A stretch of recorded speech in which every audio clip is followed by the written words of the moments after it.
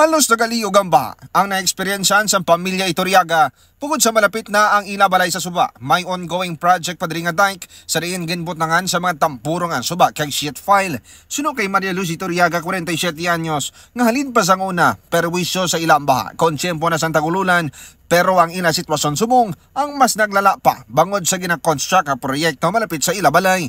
Sang tiyempo pa Santa Gilinit, layo pa sa Bagkabalaka si Iturriaga, pero karon nga nagtagululan na perwisyo ang tampurong sa Suba kag malapit sa ilabalay bangod sa mahinay ang ilig sa tubig, rason nga madasig magsaka ang level sinig kag nagabalik sa ila. Ginpahayag pa sang Martes Hunyo 11 sa nagtupa ang mamunog nga ulan, diri na nga nagdangat sa Tagaliyog tubig baha kag gusto nila nila isailo ang mga gamit nila nga nagalinong tawo. Pagwagin ang tubig kay may tamburong, hindi ka mag-expect na hindi magsilod ang tubig kay may guan ang tubig sa tamburong.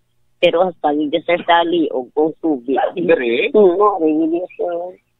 Okay. Pabor naman kung tanay si Iturriaga nga magpa-relocate, pero yagin katingala nga sa paglistahan ay sa unang nga batch nga 19 kabilog, wala sila madala. Pahayag naman ni punong barangay Nestor Lobaton sang barangay Desamparado Saro mga ka-K5 nga gilayon niyagin pakuha ang mga tamburong kag sheet file nga temporaryo nga ginbutang sa Suba kag tiyaman gin pasalamat nga tungod sa pagulan nahibaluan kung ano ang problema sa ilang barangay kag gintumod man niya ang isa sa mga rason kung nga mahinay ang pag-ilig sa tubig Suba amo ang water lily nga nahamtang sa area sa Macau, Mandriao.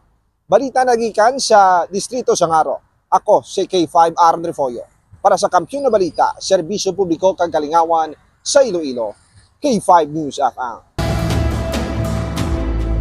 Ang ining balita ang ginadulong sa inyo sang DTX Coffee Mix. Himo sa natural nga sangkap pareho sang amarkuso, chia seeds, sugared cane extract powder. DTX Coffee Mix. Nakakapi ka na, naka-detox ka pa. DTX Coffee Mix. Mabakal sa mga butika.